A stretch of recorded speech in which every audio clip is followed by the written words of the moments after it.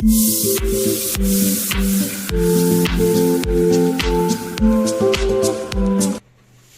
Friends, இன்னைக்கு என்ன செய்ய போறோம்னா, இன்னைக்கு வந்துட்டு அச்சு முறுக்கு தான் செய்ய போறேன். ரோஸ் குக்கின்னு சொல்லுவாங்க இதை. இது வந்து கொஞ்சம் மாவு போட்டாலே நிறைய வந்துடும் இதுல. அதனால நான் வந்து 1 கிலோ மைதா மாவு எடுத்திருக்கேன். இது அரிசி மாவுல செய்வாங்க. நான் இன்னைக்கு வந்து மைதா மாவுல செய்யலான்னு எடுத்திருக்கேன். நான் 1 கிலோ மைதா மாவு, அதுக்கு வந்து ஒரு 1/4 கிலோ சர்க்கரை, அப்புறம் முட்டை வந்து 2 முட்டை எடுத்திருக்கேன். ரொம்ப முட்டை போடலாம், முட்டை கவுச்சி மாதிரி வரும். அது கூட வந்து கொஞ்சம் வந்து ஏலக்காய் தூள் எடுத்துக்கோங்க. வந்து ஒரு பிஞ்ச் வந்து சோடா மாவு, தண்ணி இதெல்லாம் போட்டு கரைச்சிட்டு இதை அந்த அச்சில தொட்டு தொட்டு உள்ள எண்ணெயில வைக்க வேண்டியதுதான். இதை எப்படி செய்யலான்னு பார்க்கலாம் வாங்க. பாருங்க, 2 முட்டை எடுத்திருக்கோம். அதை உடைச்சு ஒரு பாத்திரத்துல ஊத்திக்கலாம். ஊத்திட்டு ஒரு விஸ்க் வச்சு இப்படி நல்லா வந்து இதை வந்து அடிச்சுக்கோங்க. நிறைய முட்டை போட்டால் முட்டை கவுச்சி அடிக்கும். அதனால வந்துட்டு நான் வந்து ஒரு 2 முட்டை தான் போட்டுப்பேன். நிறைய எல்லாம் யூஸ் பண்ண மாட்டேன். நல்லா வச்சு அடிச்சுக்கலாம்.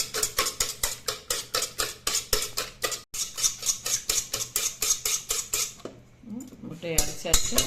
ரொம்ப நுர வைக்க தேவையில்ல, சும்மா அதை அடிச்சுக்கணும், அவ்வளோதான். நெக்ஸ்ட் வந்து இதில் சர்க்கரை நம்ம எடுத்துருக்கோம் இல்லையா. இப்போ 1 கிலோவுக்கு நான் 1/4 கிலோ சர்க்கரை எடுத்திருக்கேன். கொஞ்சம் நல்லா இனிப்பாக வேணும்னு உங்களுக்கு எவ்வளோ தேவையோ அந்த அளவு எடுத்துக்காங்க. நானே கொஞ்சம் கம்மி பண்ணிட்டேன். ஒரு 200 கிராம் சர்க்கரை எடுத்துக்கலாம். நெக்ஸ்ட்டு ஏலக்காய் தூள். ஏலக்காய் தூளில் கொஞ்சம் உண்டுன்னு போட்டுக்கலாம் இதுக்கு. அப்போ தான் வந்து இந்த கவுச்சி ஸ்மெல் வராது. நல்லா ஒரு ஸ்பூன், குட்டி ஸ்பூனில் 1 ஸ்பூன் அளவு ஏலக்காய் தூள்.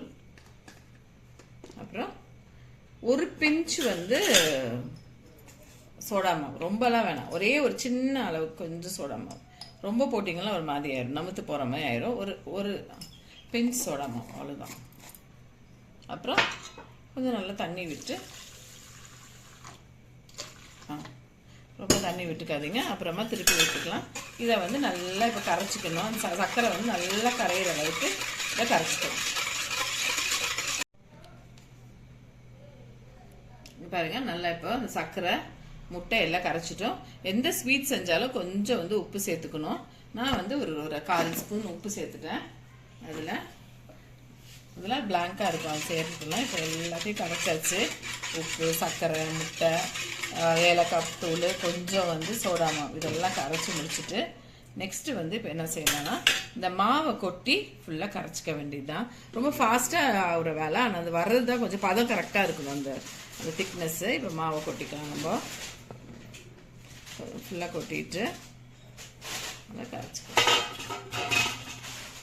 நல்லா கை விட்டு கட்டி பதம் இல்லாமல் நல்லா ஒரு கரைச்சி எடுத்துக்கோங்க.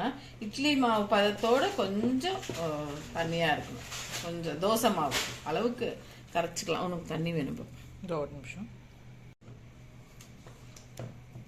பாருங்க. இப்போ நல்லா வந்து நல்லா கை விட்டு ஒரு தோசை மாவு பதத்துக்கு நல்லா கரைச்சிக்கணும். கொஞ்சம் நேரம் எடுக்கும். இப்போ இந்த கட்டி கட்டியாக இருக்கும், அதெல்லாம் கரைச்சி எடுத்துக்காங்க. அரிசி மாவு தான் நிறைய பேர் செய்வாங்க, நானும் செய்வேன்.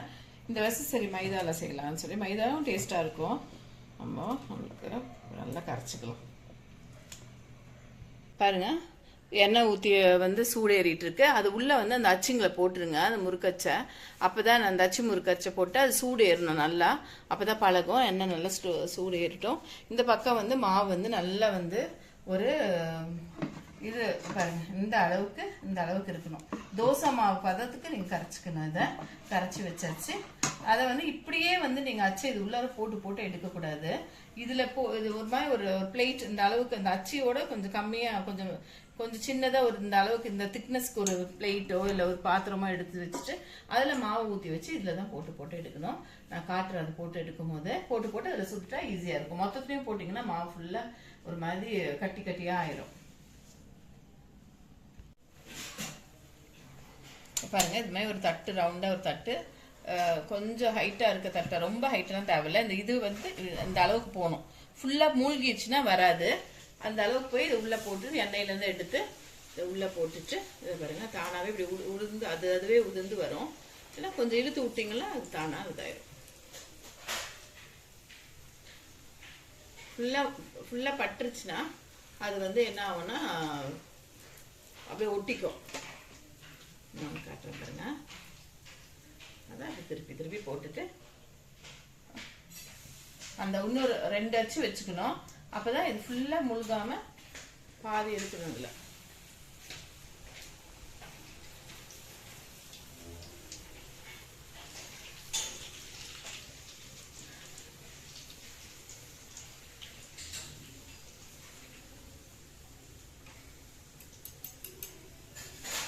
எண்ணெய் வடிகட்டி இப்படி எடுத்து இதில் வச்சு ஓகே இதில் வச்சிட வேண்டியதுதான்.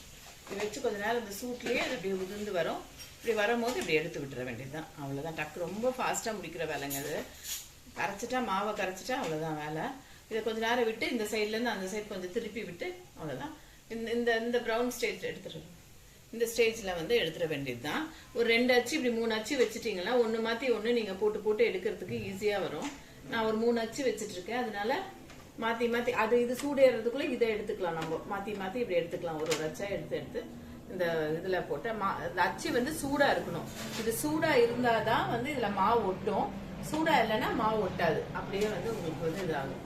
பாருங்களேன், இப்போ போட்டுட்டா அப்படியே உதிர்ந்து பாருங்களேன், தெரியுது அவங்களுக்கு. அது அப்படியே வந்துடும். ஆனால் இதை விட்டு இந்த அச்சை கீழே இதில் போட்டுடலாம். நெக்ஸ்ட் அச்சு வந்து எடுத்து இதை வந்துட்டு திருப்பி இதை எண்ணெயில் இதில் போட்டு மாவில் போட்டு மாவோட அந்த பதம் வந்து கரெக்டாக இருக்கணும். இதை வந்து போட்டு இதை வந்து நெக்ஸ்ட் அச்சு வந்து இது வந்து இதாகும். இது வந்து அப்படி டக்குன்னு கலந்து அதுவே விழுந்துடும். அச்சு தான் நம்ம நல்லா பழக்கி வச்சுக்கணும். எண்ணெயில் வந்து ஒரு கிலோ மாவு போட்டாலே ஃபுல்லாக ஒரு பெரிய டப்பா அரிசி டப்பா அளவுக்கு 25 கிலோ அரிசி டப்பா அளவுக்கு ஃபுல்லாக வந்துடும். நம்ம இது அரிசி மாவுலேயும் செய்வாங்க. நான் மைதா மாவு யூஸ் பண்ணி செஞ்சுருக்கேன். மைதா மாவையும் நல்லா டேஸ்ட்டாக தான் இருக்கும். இதுமாதிரி செஞ்சு பாருங்க. வீட்டில் செஞ்சு பலகாரம் Christmas time, new year time, அப்புறம் வந்து பண்டிகை சமையல்லாம் தீபாவளி என்ன வந்தாலும் வீட்டில் நம்ம வெளியே வாங்குறதோட வீட்டில் செஞ்சு சாப்பிட்றது வந்து ரொம்ப நல்லா இருக்கும். ஃபேமிலியோட உட்காந்து இந்த மாதிரி செஞ்சுட்டு பேசிக்கிட்டு எல்லாம் செய்யறது வந்து நல்ல ஒரு ஃபீஸ்ட் ஃபீலை கொடுக்கும்.